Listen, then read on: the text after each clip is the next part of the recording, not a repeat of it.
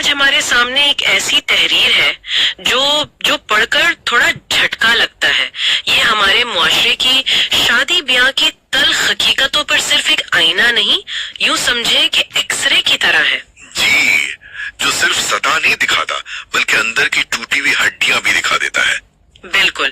اور یہ تحریر ہے بین الاقوامی شہرت یافتہ صحافی، محقق اور سماجی کارکن اشفاق احمد کھٹک صاحب کی. اور ان کی شخصیت کے کئی پہلو ہیں. وہ افسانہ نگار بھی ہیں اور جاپان کے ساتھ ان کا کوئی 35 سالہ گہرا تعلق بھی ہے. تو جب وہ پاکستانی معاشرے پر لکھتے ہیں تو ان کے پاس ایک اندرونی اور ایک بیرونی دونوں نظریں ہوتی ہیں. صحیح کہا. اور شاید اسی وجہ سے ان کا تجزیہ بہت بے لاگ ہے.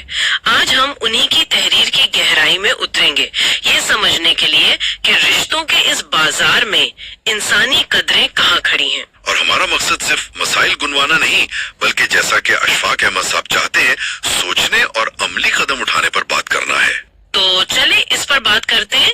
اشفاق صاحب اپنی بات شروع ہی ایک بڑے چونکا دینے والے موازنے سے کرتے ہیں، ہے نا؟ جی، وہ کہتے ہیں کہ جب کسی لڑکے کے لیے رشتہ ڈھونڈنا شروع ہوتا ہے تو لڑکی کے لیے ایک لمبی چوڑی فہرست طے کی جاتی ہے. اور یہ کوئی ایک دو چیزیں نہیں، 8 سے 9 معیار ہیں. خوبصورتی، شرافت، سلیقہ مندی، کام کاج، رہن سہن. مطلب یہ تو بس شروعات ہے. اس کے بعد مزید گہرائی میں جایا جاتا ہے.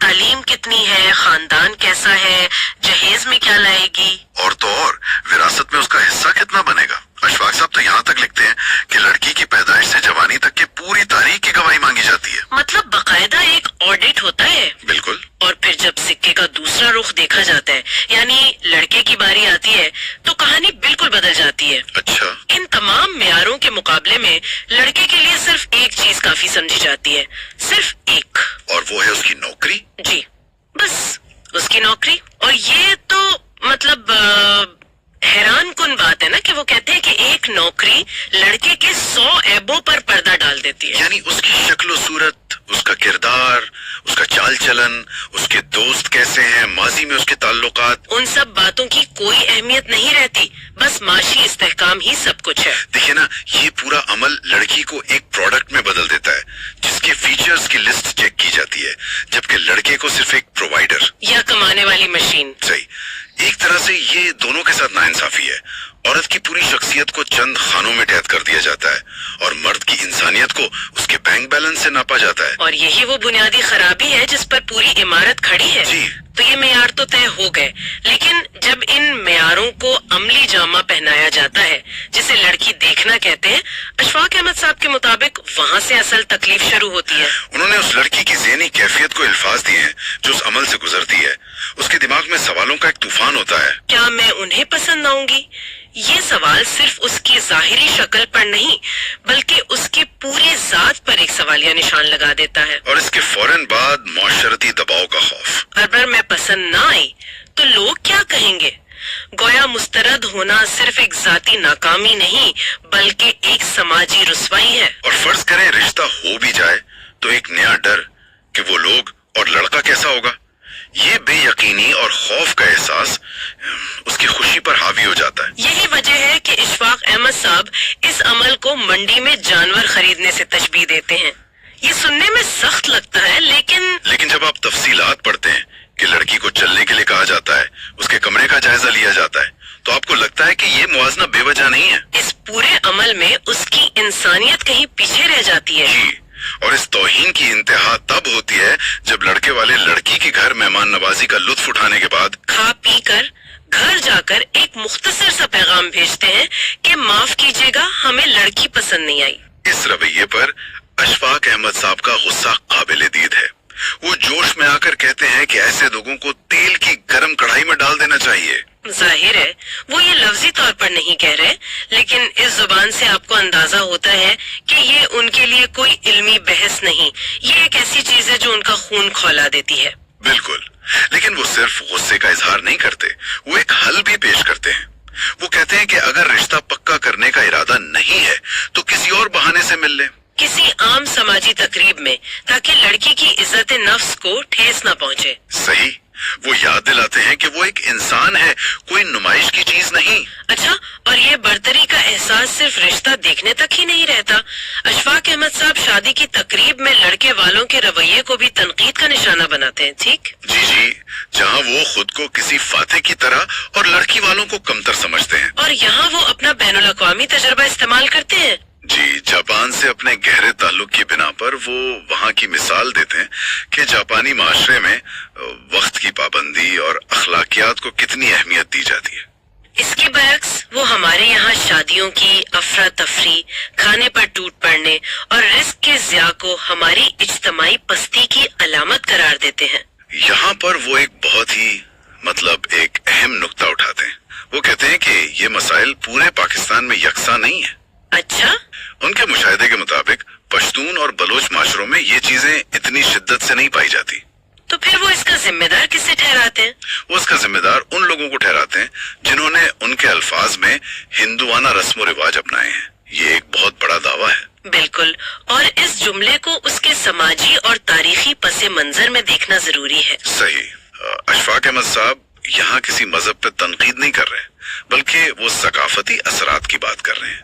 ان کا اشارہ غالباً جہیز اور ذات پات جیسے تصورات کی طرف ہے.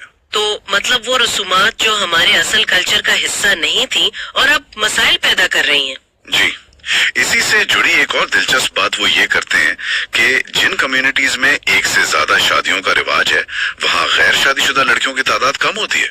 اچھا, اس لیے ان کی قدر زیادہ ہوتی ہے اور اس قسم کی بے قدری دیکھنے میں نہیں آتی. یہ خالصتاً ایک اب کہہ لیں سماجی اور معاشی تجزیہ ہے. یہی ان کی تحریر کی خوبی ہے. وہ صرف اخلاقیات پر بات نہیں کرتے بلکہ مسئلے کی جڑ میں موجود سماجی عوامل کو بھی سامنے لاتے ہیں. بالکل. تو سوال یہ پیدا ہوتا ہے کہ آخر اس سب کی جڑ کیا ہے؟ یہ رویے آتے کہاں سے ہیں؟ اشفاق احمد صاحب اس کی بھی کچھ ٹھوس وجوہات بیان کرتے ہیں. کیا ہے وہ؟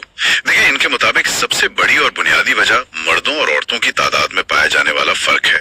وہ کراچی کی مثال دیتے ہوئے اعداد و شمار پیش کرتے ہیں کہ وہاں خواتین کی آبادی 53% جبکہ مردوں کی 46% ہے.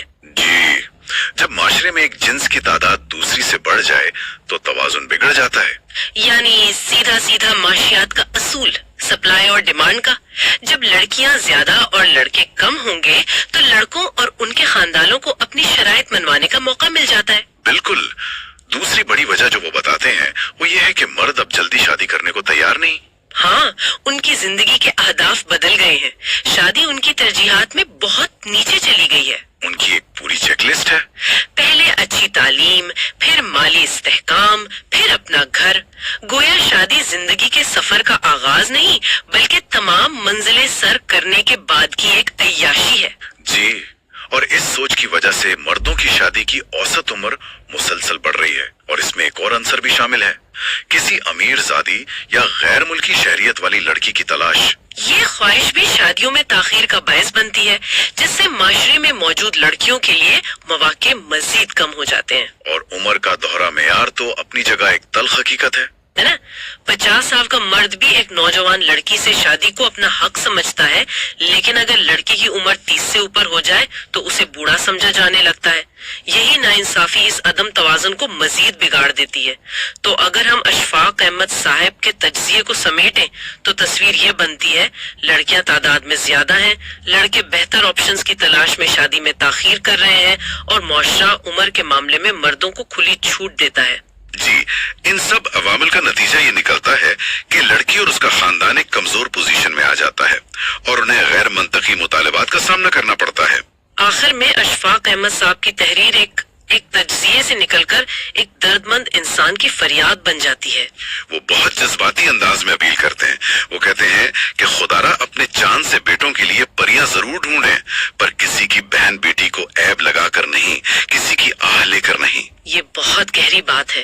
وہ معاشرے کی اجتماعی سوچ کو جھنجھوڑ رہے ہیں. وہ کہہ رہے ہیں کہ اچھی اور غریب لڑکیوں کو بھی اپنائیں, ان کی زندگی بھی سنواریں. یہ ایک سماجی ذمہ داری کا احساس دلانے کی کوشش ہے. ان کی تحریر ایک دعا پر ختم ہوتی ہے کہ اللہ تمام بیٹیوں کے نصیب خوبصورت بنائے, لیکن اس دعا سے پہلے وہ اپنی سخت زبان پر معذرت بھی کرتے ہیں. مگر ساتھ ہی اپنے شدید جذبات کا اظہار ان الفاظ میں کرتے ہیں کہ دل چاہتا ہے کہ کسی کی بہن بیٹی کے لیے ایسا کرنے والوں کی گردن پر چھری پھیر دوں. اور یہ جملہ یہ ان کے درد کی گہرائی کو ظاہر کرتا ہے. یہ بتاتا ہے کہ یہ ان کے لیے صرف ایک سماجی مسئلہ نہیں بلکہ ایک ذاتی تکلیف ہے. یہ غصہ اس بے بسی اور ناانصافی کے خلاف ہے جو وہ اپنے ارد گرد روز ہوتے دیکھتے ہیں. اور یہی چیز ان کی تحریر کو محض ایک مضمون سے بڑھ کر ایک طاقتور آواز بنا دیتی ہے. بالکل.